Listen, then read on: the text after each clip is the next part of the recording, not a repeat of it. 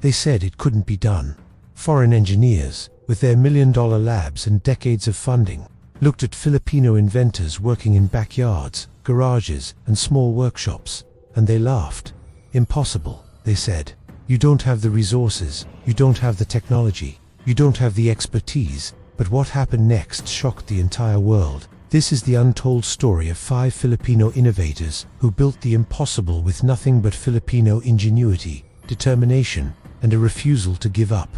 Welcome back to another episode. Before we begin, please hit that subscribe button and ring the notification bell so you never miss our inspiring Filipino stories. September 2025, Geneva, Switzerland. The World Intellectual Property Organization was about to release the Global Innovation Index, the world's most respected ranking of innovative countries. 139 countries competed. Giants like Switzerland, Sweden, and the United States dominated the top spots with their billion-dollar research budgets. And then something unexpected happened. The Philippines, a country critics called not ready for innovation leadership, broke into the top 50 for the first time in history. Number 50 out of 139 economies. But here's what made international experts go silent. The Philippines didn't just rank 50th, it overperformed its expected position by decades. Among 37 lower middle-income countries, the Philippines ranked 3rd. Patent filings exploded by 350% in just 1 year. High-tech exports.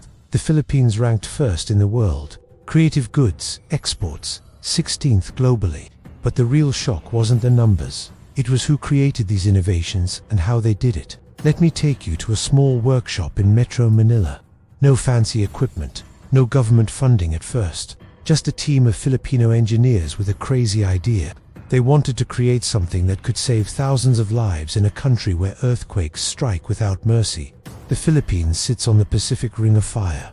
Every year, thousands of tremors shake our islands. Buildings collapse. Lives are lost. Traditional earthquake monitoring systems cost millions of dollars. They require expensive imported technology. Small buildings, schools, and homes couldn't afford them. Someone has to do something, these Filipino engineers said. So they started experimenting. Late nights, weekend after weekend, using local materials, adapting technology, testing, failing, testing again. Foreign experts visited their workshop and laughed. You're wasting your time, they said. Earthquake monitoring requires sophisticated equipment you can't build here. But these Filipinos refused to quit. By 2025, they had created something revolutionary, a structural health monitoring system that could detect building damage in real time. It was affordable, it was accurate, and it worked better than systems costing 10 times more. When Fivolques, the Philippine Institute of Volcanology and Seismology, tested their system, even they were shocked. The system could detect earthquakes as small as magnitude 1.0 near major cities, location accuracy within 1 to 2 kilometers. And here's the twist. They integrated it with AI and machine learning, reducing false alarms by 50% compared to traditional systems used in developed countries. Buildings could now automatically activate safety protocols. Elevators stop, gas lines shut off, emergency lighting turns on, all within seconds of detecting dangerous shaking. The same foreign engineers who mocked them, they're now studying the Filipino system to improve their own. Now, let me tell you about another Filipino inventor who changed everything for our farmers. Picture this, a small-scale Filipino rice farmer harvests 120 caverns of pele from 1 hectare. If he sells the raw pele at 17 pesos per kilo, his gross income is 102,000 pesos. Sounds okay, right? But here's the problem. Big rice mills don't want to process small quantities. They ignore small farmers. And without milling, farmers can't sell premium commercial rice. For generations, Filipino farmers were trapped in this cycle of poverty. Until one Filipino innovator said, enough. He created a smart rice milling machine, specifically designed for small Filipino farmers. Foreign agricultural companies dismissed it. Too small scale to be profitable, they claimed. But this inventor knew something they didn't. Filipino farmers don't need massive industrial mills.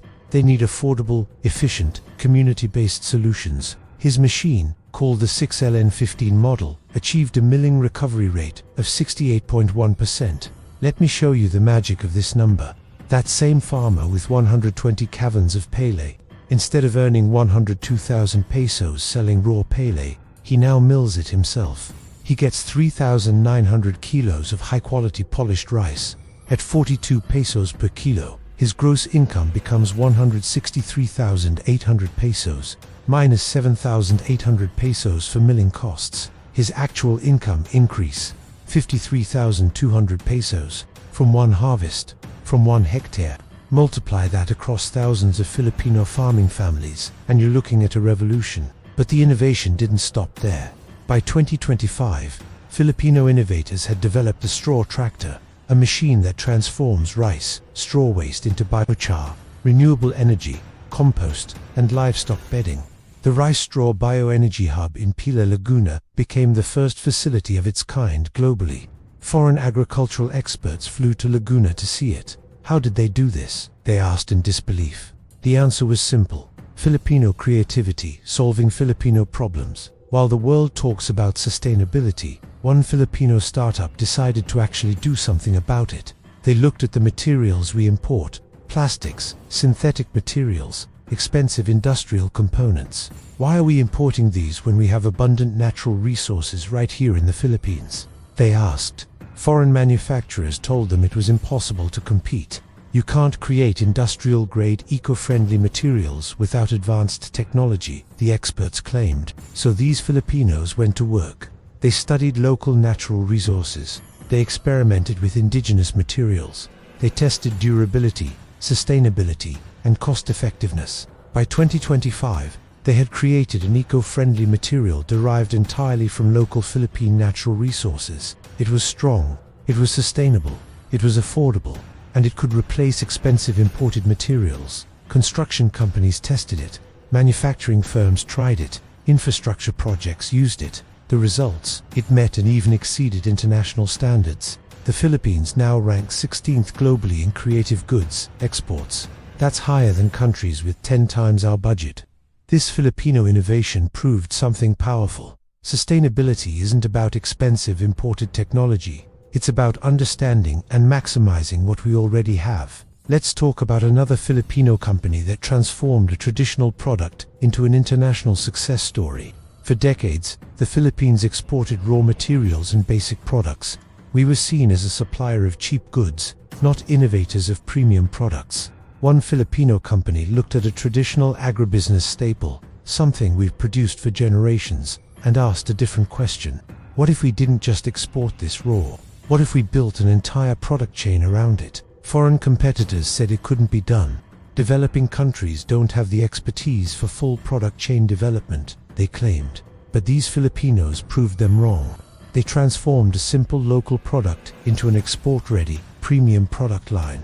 They built processing, they created packaging, they established quality control, they developed branding, they opened international markets.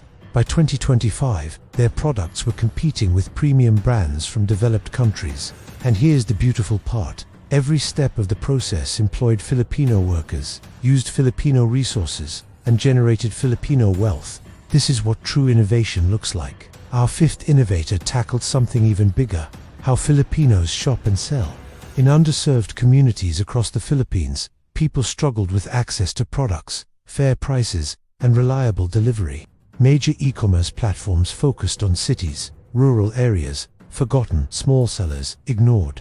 One Filipino entrepreneur saw this gap and built something revolutionary: a significant e-commerce platform that didn't just change consumer behavior, reshaped how retail works in underserved markets. International retail consultants were skeptical. E-commerce only works in urban centers with established infrastructure, they insisted.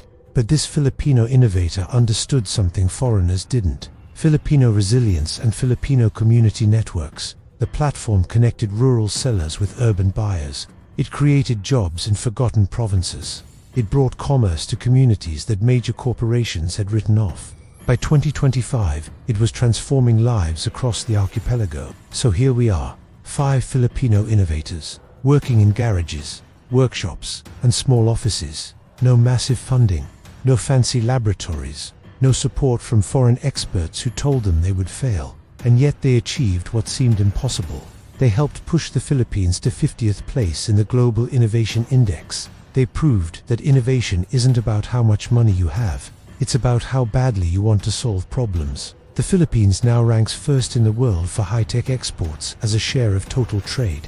We rank third among all lower middle-income countries in innovation. Our patent filings grew by 350% in 1 year. But the most important number isn't in any ranking. It's the farmers who can now support their families. It's the lives saved by earthquake monitoring systems. It's the jobs created in forgotten communities. It's the pride every Filipino feels when we prove the world wrong. Those foreign engineers who laughed at Filipino inventors, they're not laughing anymore. They're learning from us. Because in 2025, the world discovered what Filipinos have always known: Filipino ingenuity, when given a chance, can compete with anyone. This is the Philippines. This is Filipinnovation, and we're just getting started. If this story inspired you, please hit that like button, share this video with fellow Filipinos who need to hear this, and subscribe for more untold stories of Filipino excellence. Mabuhay ang Pilipinas!